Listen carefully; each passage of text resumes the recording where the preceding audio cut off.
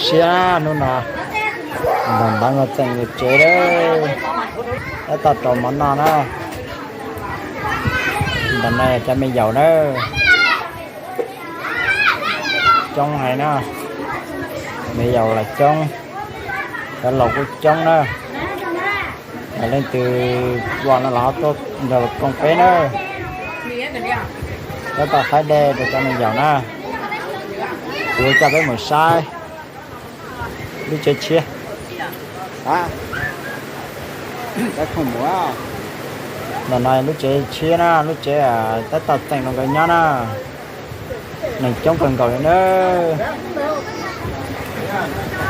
lần này chắc khô trong cần cầu nữa lúc chơi một tàu rồng nữa tất tật là món nào cho cái sai sao hậu xe lo thiết đã lên con mình nó tất cả nó món nè tất cả phụ nó mà chơi lọt đá lên con nè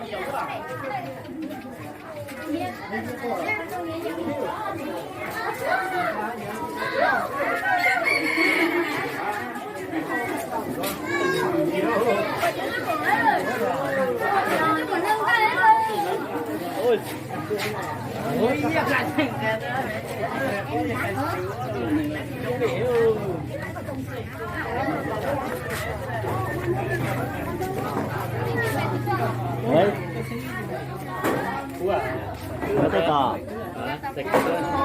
cái tờ là cái nó hỏng gì à? Chưa này quá. À, đấy chỉ tao tối lúc đây rồi.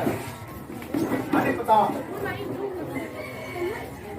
Anh đi nhỏ là gì à? Chưa lúc ấy chứ. Lúc rồi lúc tao tết rồi. Chỉ mua nè, cho tao chắc tỷ sư. Cái tiền của này đậu á.